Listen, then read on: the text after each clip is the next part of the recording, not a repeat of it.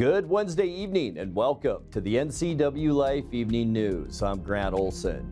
Here are a few of the stories we have coming up for you tonight. A 58-year-old woman walking on railroad tracks in Ephrata survived being struck by an eastbound train yesterday. A maintenance project at Tumwater Dam starts next week and is scheduled to run until mid-December. Rain showers and cooler temperatures on the way for Thursday with some nice weather for the Labor Day weekend.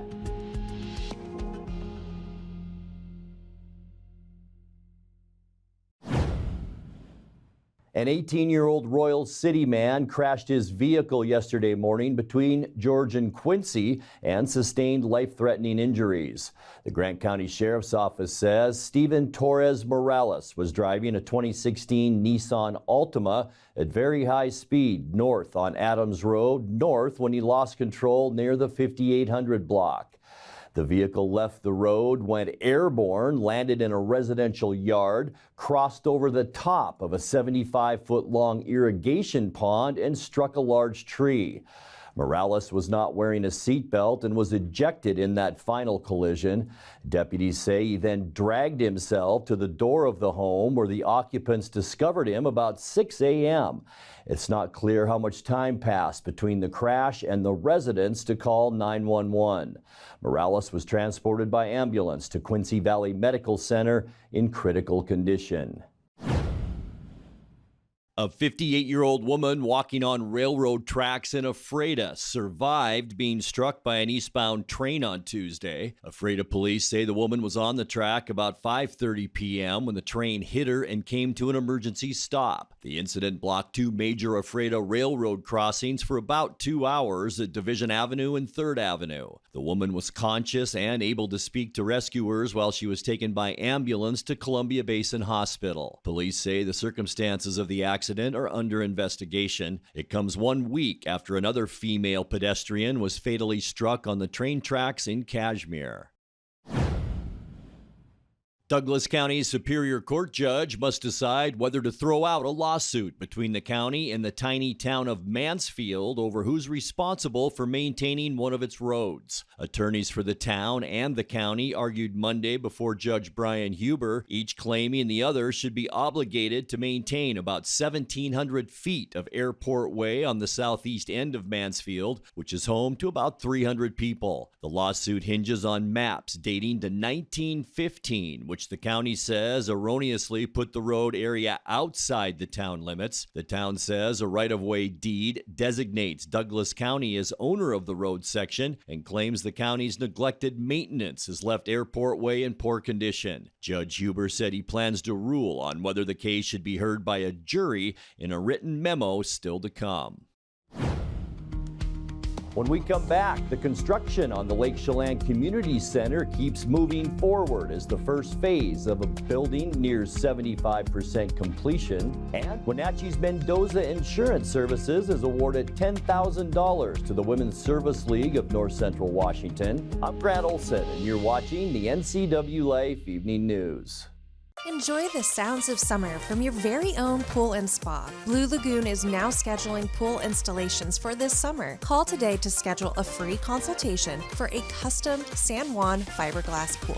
And let the experts at Blue Lagoon handle the construction, installation, and regular maintenance. Turn your boring backyard into vacation paradise this summer with industry-leading San Juan pool. No need to go off the deep end. Relax knowing you're in great hands with Blue Lagoon Pool and Spa.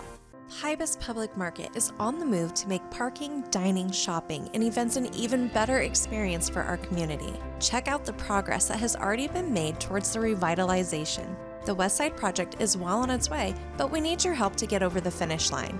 All donations are greatly appreciated and can be made online at our website or in person at the business office. We want to thank those who have already partnered with us. You are helping make the place we love a better place for our community to meet.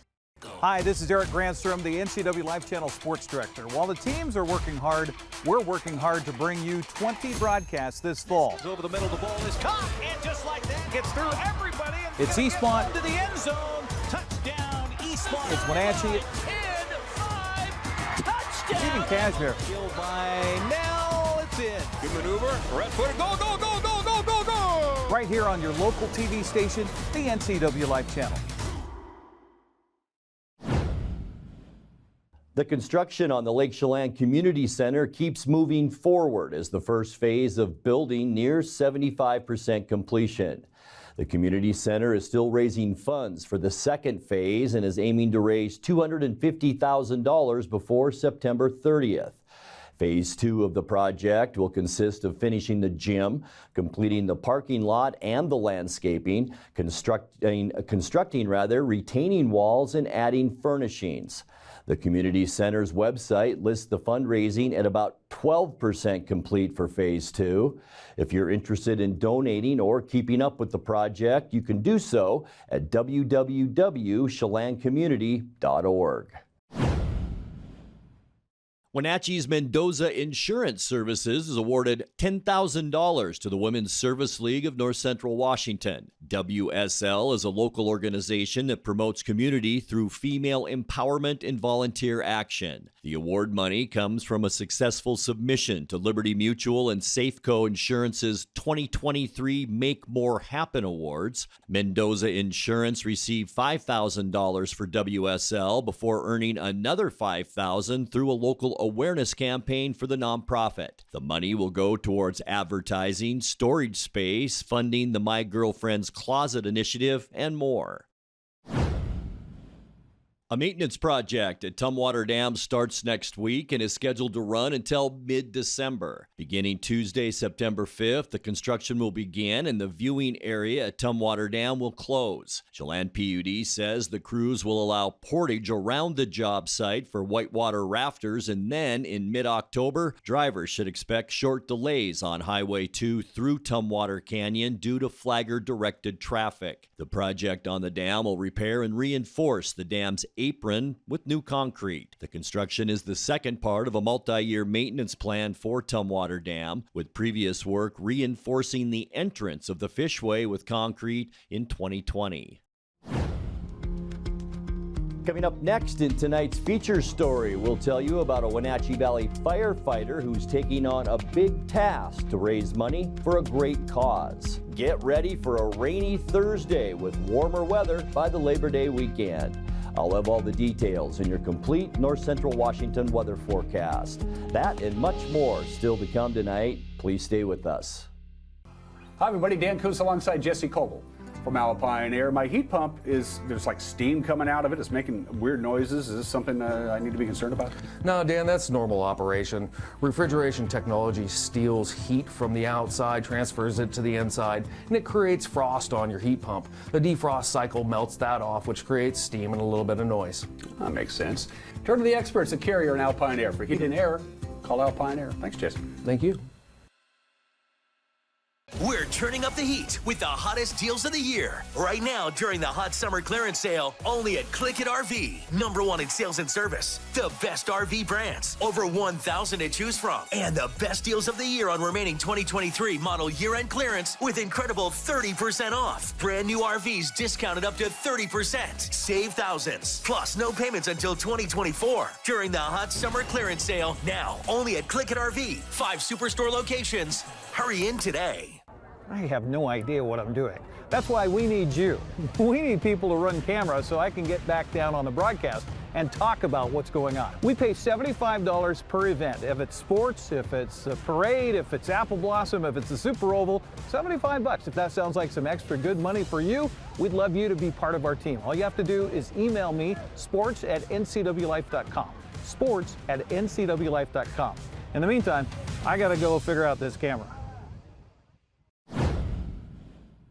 In tonight's feature story, we introduce you to a brave man who will be taking on a big venture for a heartfelt cause.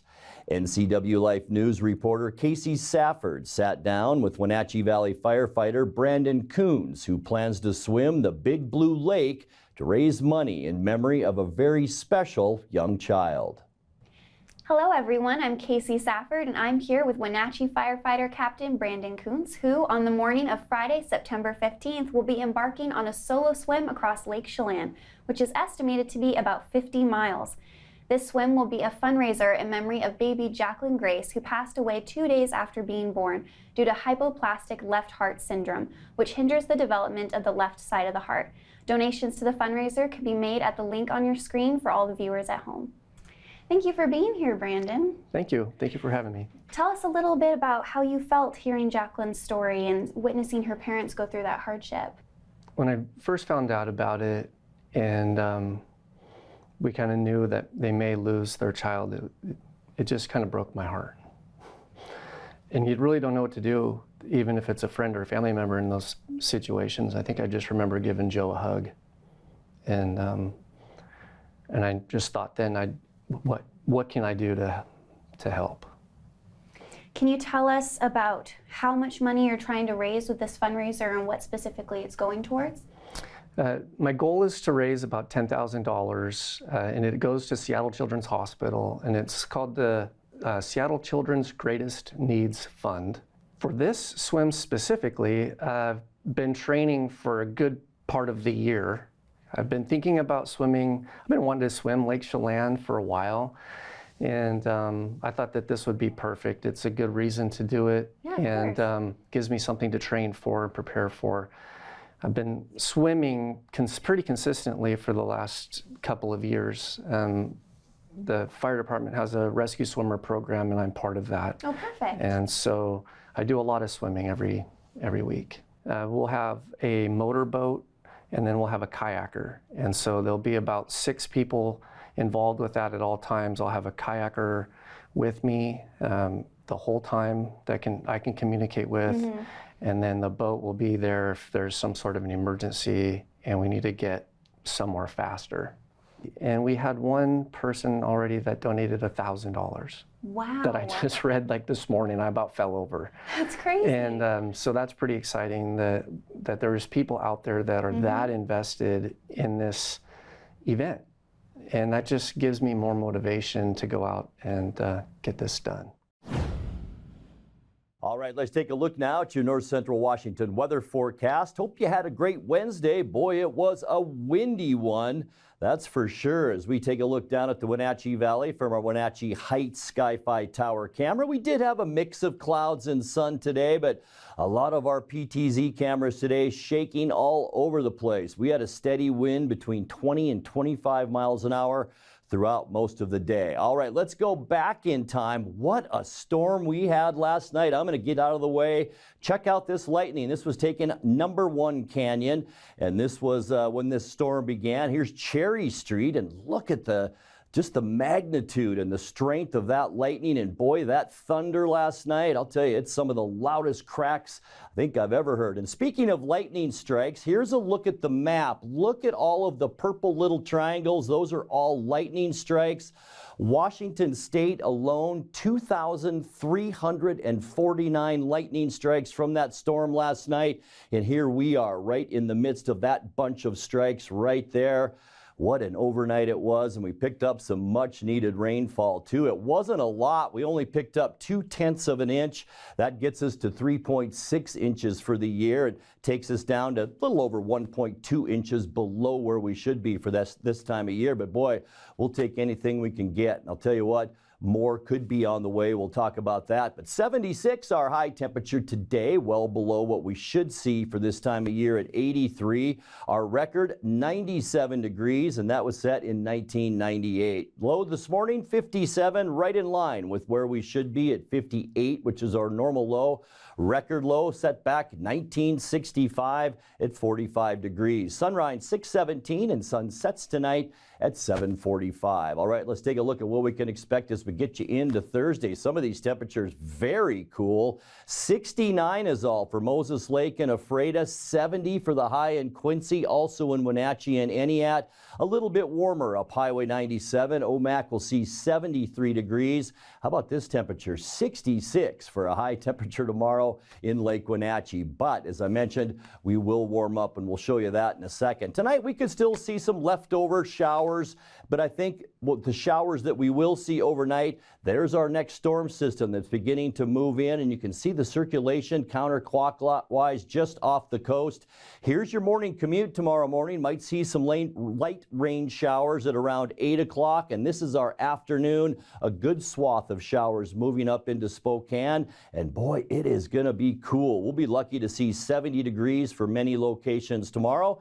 Maybe a morning light shower on Friday, and then partly cloudy skies in the afternoon. You can see how we're warming up. Highs on Friday, back up into the upper 70s, and getting you into the long Labor Day weekend. Sunny skies for Saturday. I'll tell you, folks, Saturday looks beautiful. High temperatures in those mid 80s, maybe even some upper 80s in some locations. By Sunday, things will begin to change a little bit once again. Partly cloudy skies during the day, maybe a little bit breezy on Sunday, and then, yeah, some showers in the evening as our next storm system rolls through. It's pulling through a cold front as well. We will see highs on Sunday near 80 degrees. And now for your Labor Day, expect some breezy conditions right over the Wenatchee Valley, over into Moses Lake. Partly cloudy skies, cooling down too. Highs on Monday into the mid 70s.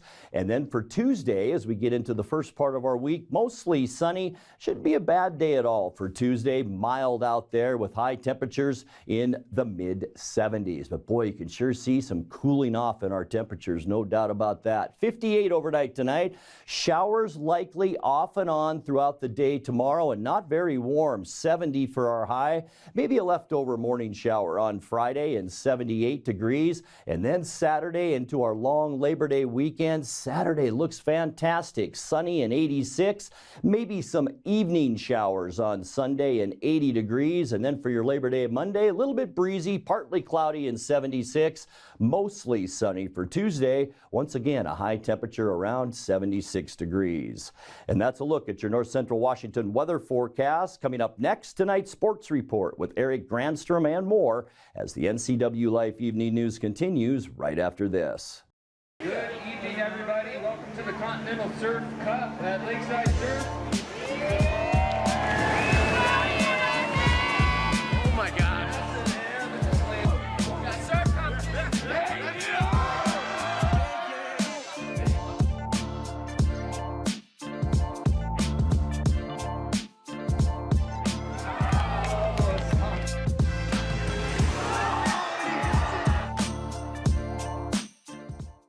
Hi, this is Eric Granstrom, the NCWLIFE Channel Sports Director. While the teams are working hard, we're working hard to bring you 20 broadcasts this fall. Over the middle, the ball is caught, and just like that, gets through everybody. And It's eastbound. to the end zone. Touchdown, eastbound. It's Wenatchee. 10-5, touchdown. Even Cashmere. Killed by Nell. It's in. Good maneuver. Red footer. Go, go, go, go, go, go, go. Right here on your local TV station, the NCWLIFE Channel.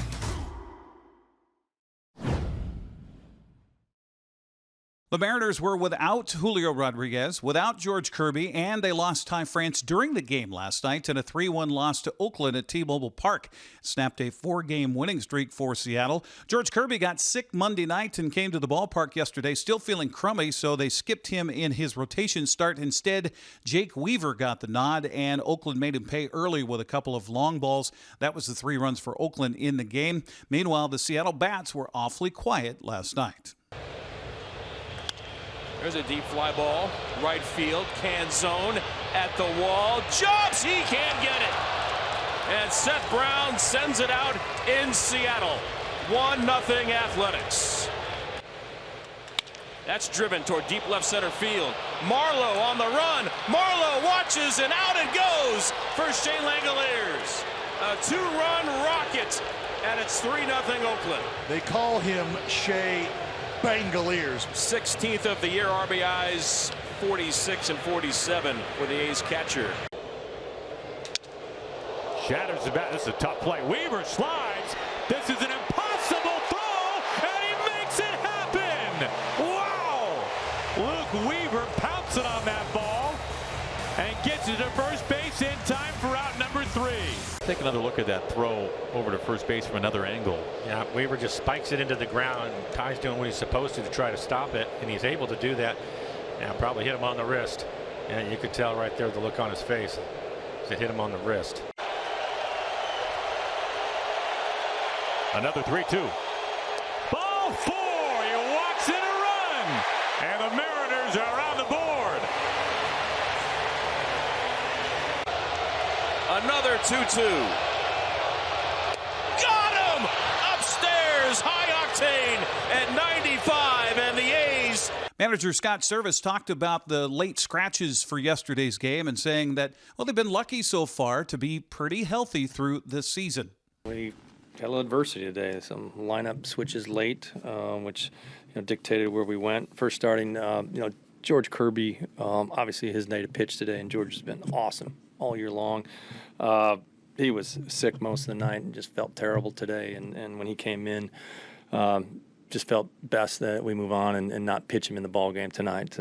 George loves to be out there. He's an awesome competitor, but got to do the right thing. He was under the weather, and that was the reason that we scratched him and went to Weaver, to start the ball game. And certainly the late scratch of Julio. Kind of a strange deal. About a half hour before the game, he's getting loose for the game. An issue with his left foot, kind of a pinched nerve situation in there. Was really bothering him.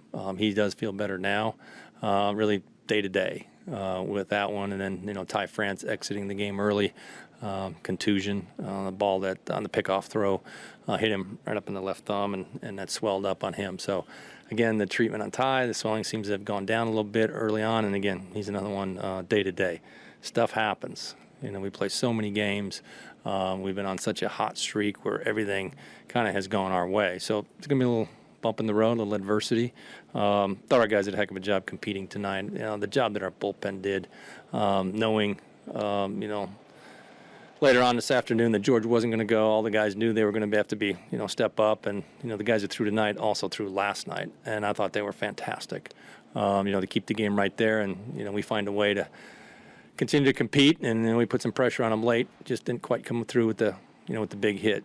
We've been so used to getting it here lately, just didn't happen tonight. So, again, the goal is to win the series, come back out tomorrow and get after it and take care of business. Seattle was going for a club record 21st win in a calendar month earlier today. We'll have highlights of Oakland and Seattle coming up tomorrow on Wake Up Wenatchee Valley and here on the NCWLIFE channel. Meanwhile, there's a three-way tie for the American League West standings after Seattle lost and both Texas and Houston were victorious. Mitch Garver's solo home run at the top of the ninth inning was the game winner for the Rangers in a 2-1 win over the Mets in New York. Alex Bregman and Yordan Alvarez each homered for Houston in a 6-2 win in Boston. Despite 3 hits from Shohei Ohtani, the Angels fell at Philadelphia 12-7. Seattle, Texas, and Houston are also tied for the second and third wildcard playoff spots after yesterday's action. Tampa Bay remains 5.5 games in front after an 11-2 win over Miami. Toronto dropped to 3.5 games behind after falling to Washington 5-4. Boston's loss to Houston dropped the Red Sox to 6.5 games back. Well, several familiar names are no longer part of the Seahawks after a roster cut yesterday. The NFL mandate to get down to 53 men on the list. Linebacker Ben Burkervin, one of those, along with tight end Tyler Mabry, also dropped from the roster yesterday, where Washington State standout wide receiver Aesop Winston Jr., center Joey Hunt, and wide receiver Cade Johnson. The Seahawks are waiting out the waiver wire today to find out how many of those cuts they can possibly bring back on the 16-man practice squad. Meanwhile, the Seahawks prepare to take on the Rams a week from Sunday at Lumen Field. We'll hear from Geno Smith and Bobby Wagner about the preparations for that coming up tomorrow here on the NCWLIFE channel. Well, the prep football season begins anew for teams in North Central Washington tomorrow, believe it or not. Cascade will play host to Natchez Valley at 7 o'clock. Friday's schedule has Cashmere and Newport at 6. The 7 o'clock games feature Brewster at Chelan. Quincy's hosting East Valley. Tonascott's at Omak. Meade hosts Eastmont, and Skyline is at Wenatchee. Also tomorrow, Ediat plays an afternoon game at Welpinett at 3 o'clock. Soap Lake will entertain Wilbur-Crest and Keller tomorrow night at 7. On Saturday, Waterville-Mansfield hosts Odessa at 1 o'clock in the afternoon. Meanwhile, Bridgeport opens at Moses Lake Christian Saturday night at 6 o'clock.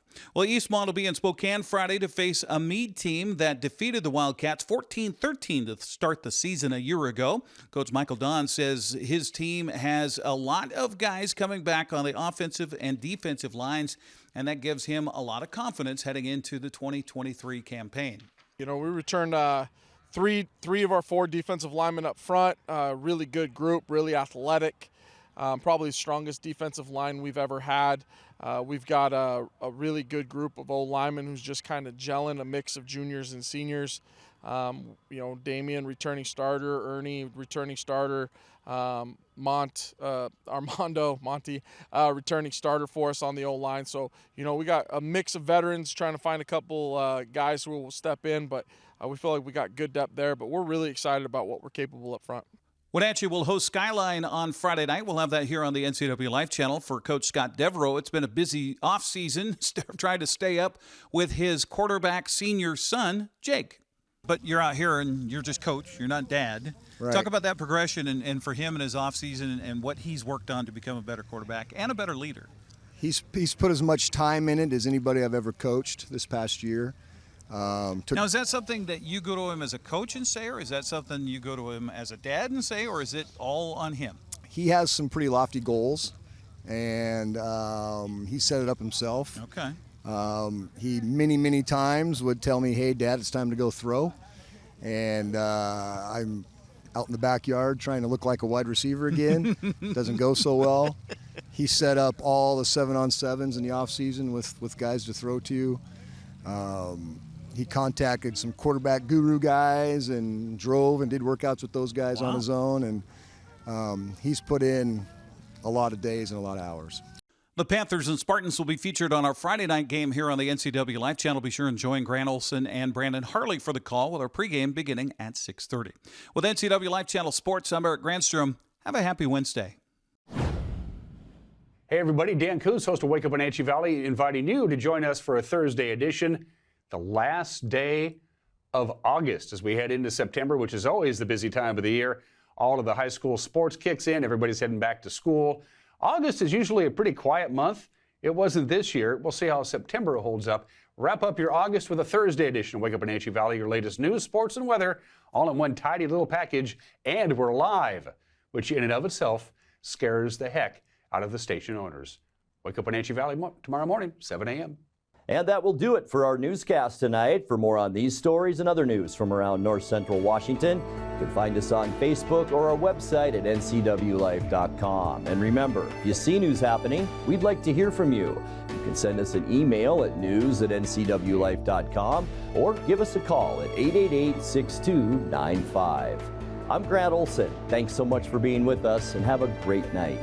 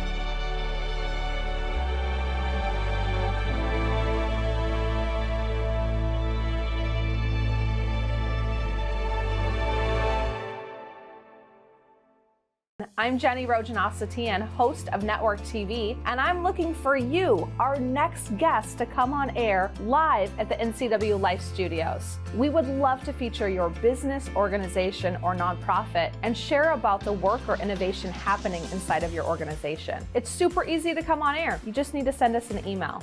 info@ncwtech.org. That's info@ncwtech.org.